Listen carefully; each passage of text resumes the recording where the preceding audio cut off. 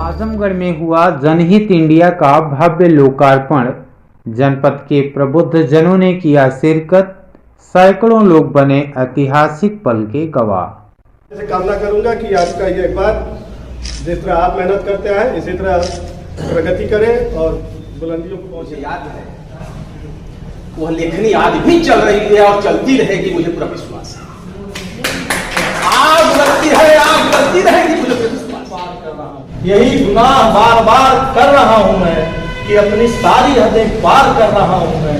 उखाड़ फेंकना आसान तो नहीं, लेकिन उखाड़ फेंकना आसान तो नहीं।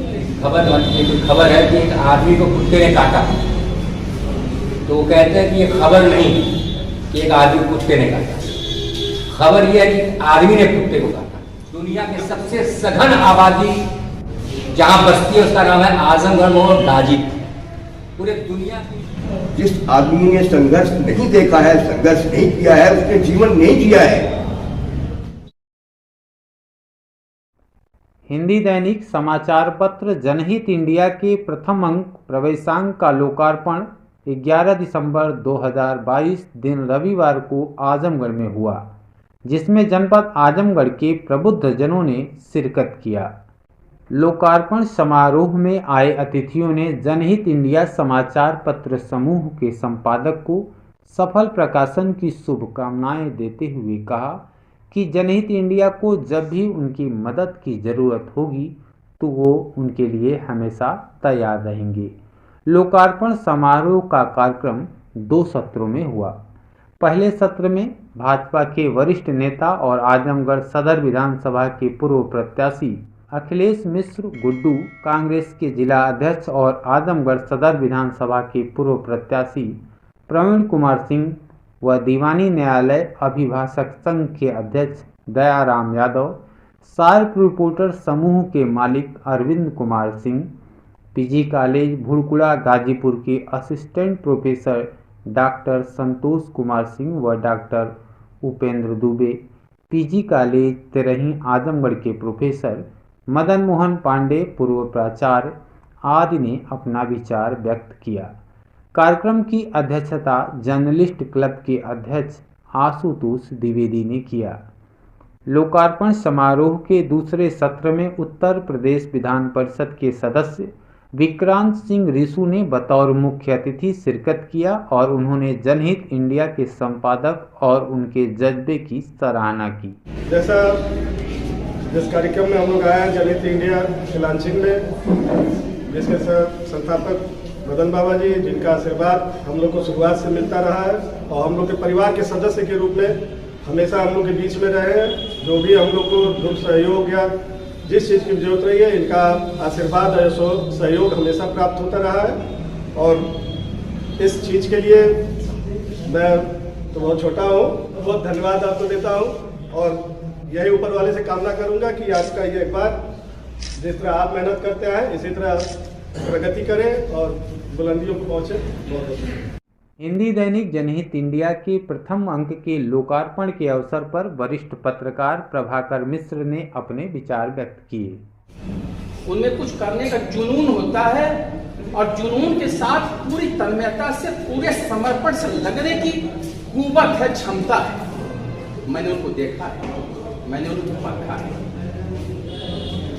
आज ऐसे अवसर पर एक एक करके जब वह जनहित इंडिया नाम को लेकर के आगे बढ़ रहे हैं, तो दैनिक समाचार पत्र के माध्यम से जो आज लॉन्चिंग हो रही है, मैं उन्हें उज्ज्वल भविष्य की कामना देता हूँ। मैं उनका बड़ा भाई भी हूँ, बड़ा भाई मानते हैं, सिला से पत्रकारिता के रूप में हमारे मित्र मदन मोहन पांडे जी जब आए तो उस समय मैं दैनिक जागरण की पत्रकारिता बड़हलगंज में लगी, आजमगढ़ में बड़हलगंज। मेरे मित्र में इतनी ऊर्जा थी करने की क्षमता तो अकूत है। हमने कहा मदन जी कुछ लेखनी उखनी चलाओ यार। स्कूल चला रहे थे जिसको मुख्य अतिथि महोदय के पिताश्री यशवंत जी काफी सहयोग दिया है। कल्पनीय है, अवर्णनीय है, मन से कहने की जरूरत नहीं है। हम उनके साथ जुड़े हुए हैं, हम जानते हैं कि कितना उन्होंने सहयोग दिया है और वही भावनात्मक लगाव आज भी है, कायम है। मैं समझता हूं कि आज मुख्य अतिथि महोदय कहीं न कहीं वहीं से प्रेरित हैं और तो तमाम बातें हैं जो आज मुख्य अतिथि के रूप में अपने लाडले को पा रहे हैं, हम भी पा रहे हैं। मैंने कहा मदन जी लेखनी चलाओ।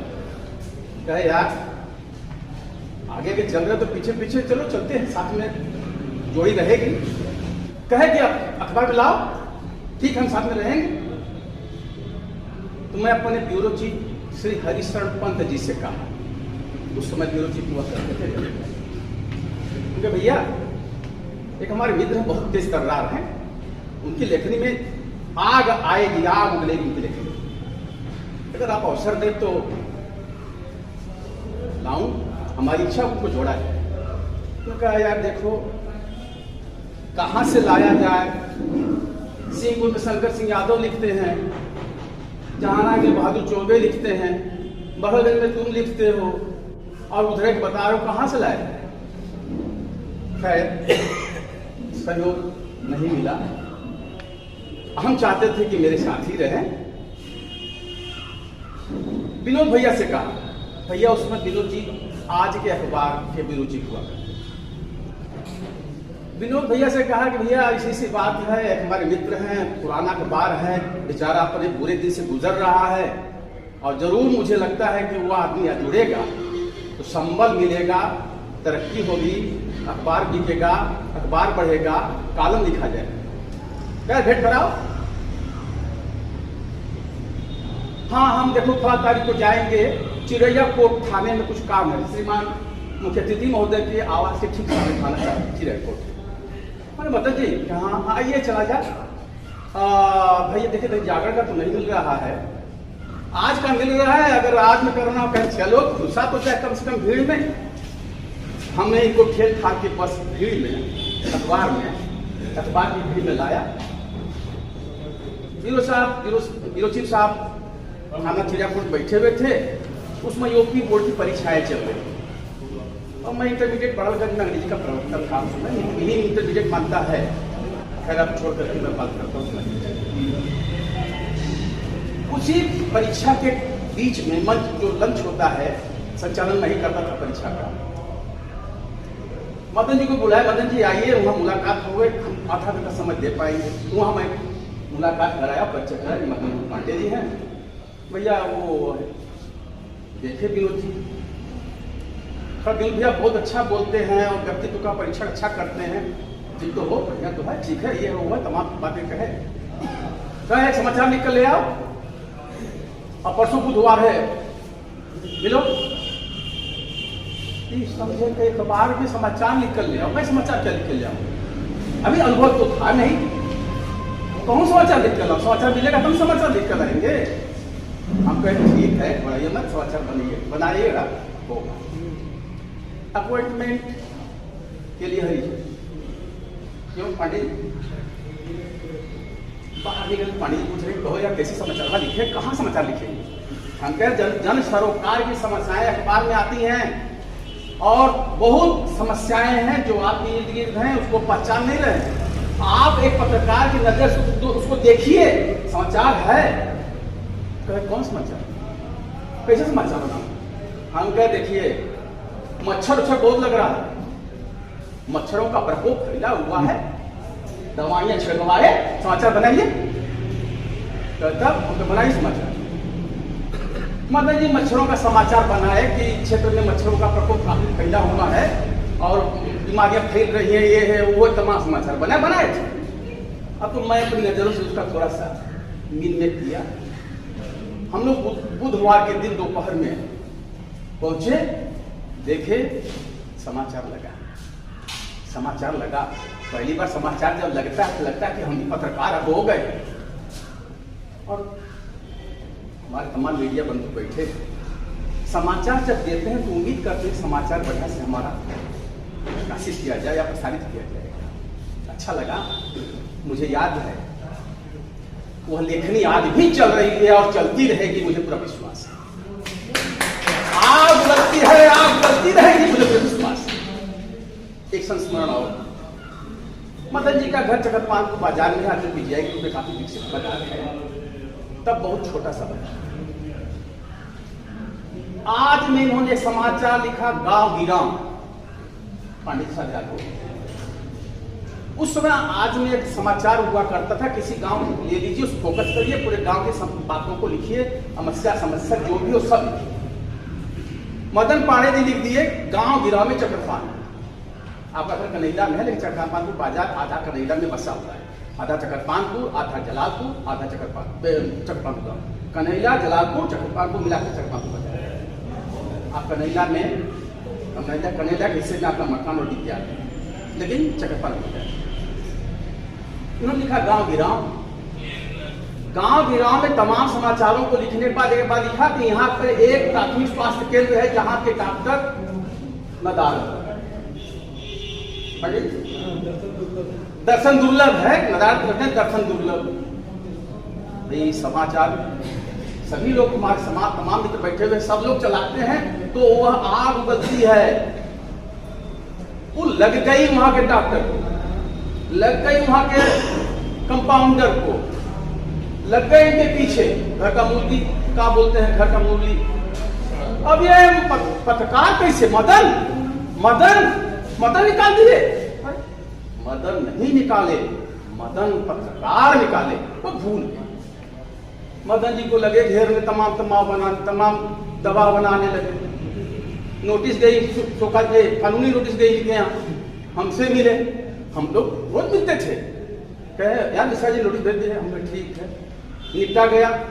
हम अगले दिन लिख दिए प्राथमिक स्वास्थ्य केंद्र में ताश के 52 पत्ते, वहाँ ताश दिन भर लोग करते, दिन भर ताश। महिलाएं आती थी अस्पताल में, डॉक्टर साहब ने देखला, डॉक्टर साहब अब चलथिला, डॉक्टर साहब आए, डॉक्टर साहब देखी नहीं, मैंने लिख दिया ताश के 52 पत्ते।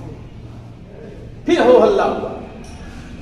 काफी संघर्ष उन्होंने किया है, संघर्ष करने की कुव्वत है, एक सनक है।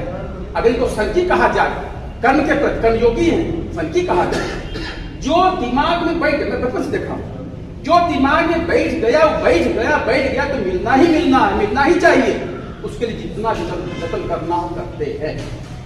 मैं उम्मीद करता हूं कि उसी सनक के सहारे मेरे मित्र जनहित इंडिया को जनहित के सरोकारों से जोड़ते हुए नई ऊंचाइयों पर ले जाएंगे। मेरा ऐसा उनके प्रति आशीर्वाद है। धन्यवाद। इस अवसर पर जनहित इंडिया के संपादक, उप संपादक ने अतिथियों का माल्यार्पण किया और उन्हें दुनिया के महान यायावर राहुल सांकृत्यायन की पुस्तक भागो नहीं दुनिया को बदलो और बोलगा से गंगा नामक पुस्तक भेंट कर स्वागत किया। कार्यक्रम का शानदार संचालन जनहित इंडिया के अभिन्न सहयोगी अभिषेक पंडित ने और आए हुए सभी अतिथियों का आभार संपादक मदन मोहन पांडे ने किया।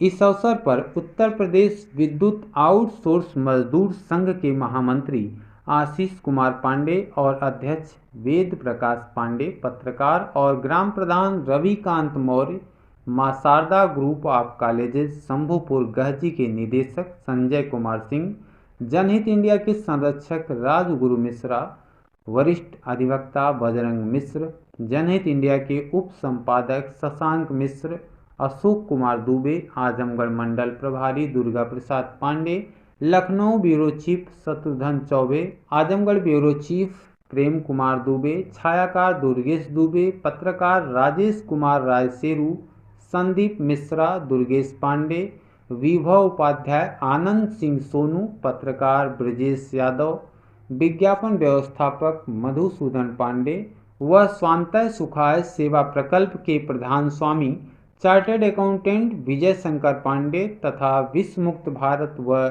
गौ सेवा के कार्य में अपना सर्वस्व लगा देने वाले समाज सेवी इंजीनियर राकेश कुमार पांडे, हिंदी दैनिक रणपूजा के संपादक तेज प्रताप यादव सहित जनपद के अनेकों प्रबुद्ध जनों ने शिरकत किया।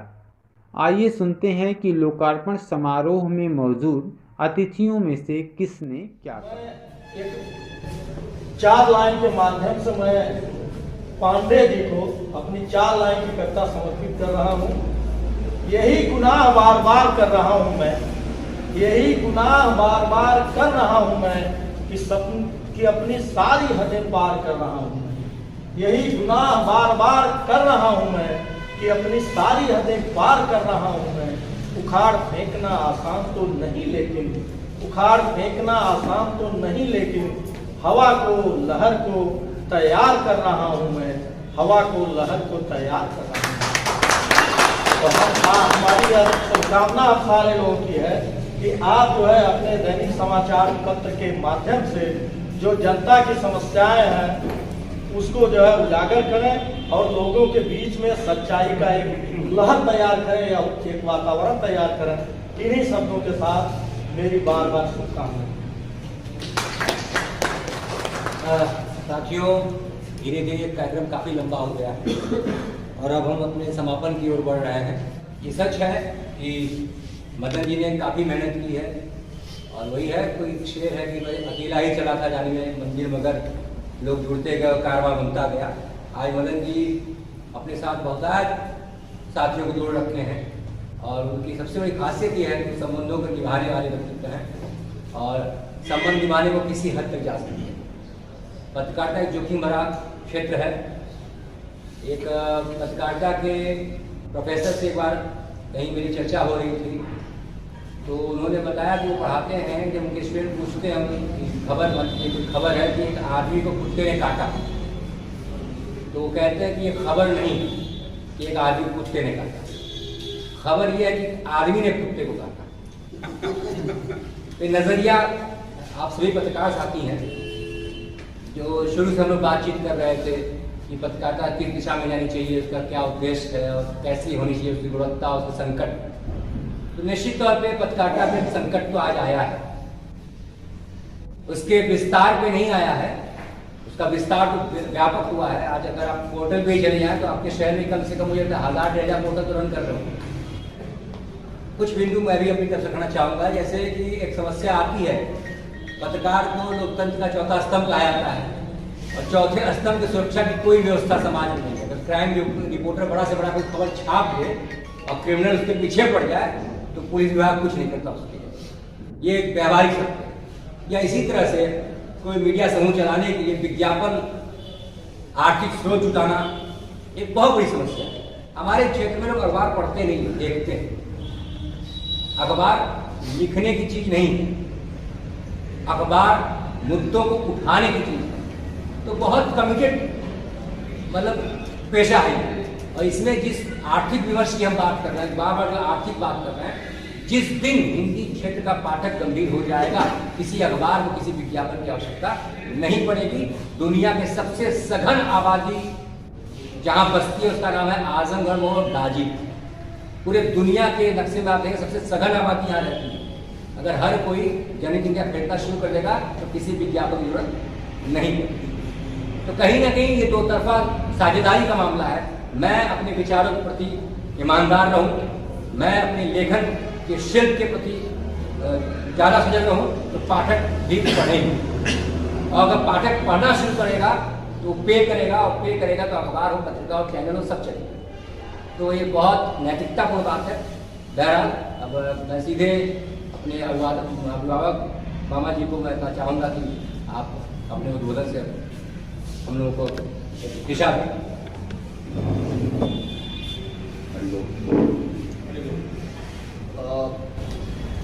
मैं वक्ता नहीं हूँ, पत्रकार भी नहीं हूँ, साहित्यकार भी नहीं हूँ, पौधा भी राजनीति भी नहीं। एक बहुत साधारण अदना व्यक्तित्व हूँ। अदना व्यक्ति के हिसाब से मैं 2-3 बातें करना चाहूँगा। एक, मोहम्मद वसीम ने जो शुरुआत में जो बातें बताई वो बहुत अहम थी कि हम अपने कर्तव्य के प्रति ईमानदार नहीं है। हम अपने प्रति कर्तव्य के प्रति ईमानदार नहीं है, मतलब हम अपने प्रति ईमानदार नहीं है। और अगर आदमी अपने प्रति ईमानदार नहीं है तो वह सही नहीं हो सकता, सही काम नहीं कर सकता। इसलिए हम सब लोगों को यह संकल्प लेना चाहिए, कम से कम हम अपने प्रति ईमानदार हों। हम क्या कर रहे हैं, क्या नहीं कर रहे हैं, क्या करना चाहिए, क्या नहीं करना चाहिए, यह तो सोच के करें।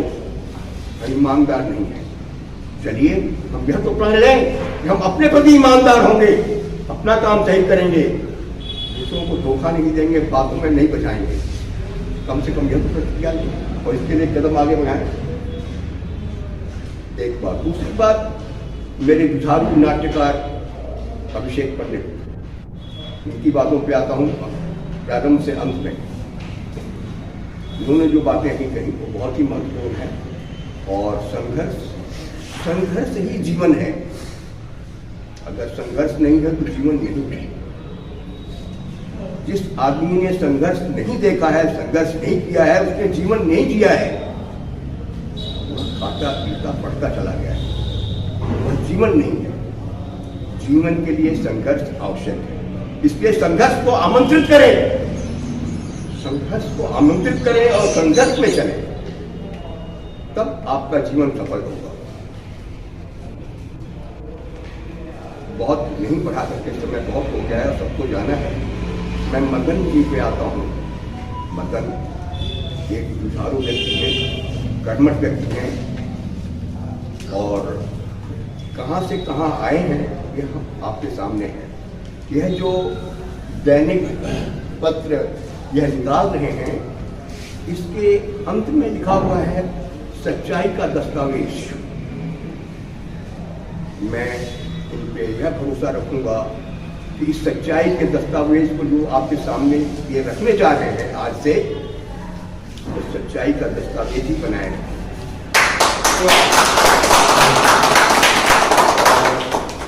अंतिम समापन की तरफ बढ़ते हुए, इनको प्रोत्साहित करते हुए, आग बरसती हो पर जिसको आगे बढ़ने की लय है, सब जमीन गिर जाने पर भी उसकी जय आशा में है। मैं मदन को यह आशा देता हूं कि इस तरह संघर्ष करें और इस तरह से आगे बढ़ें। धन्यवाद।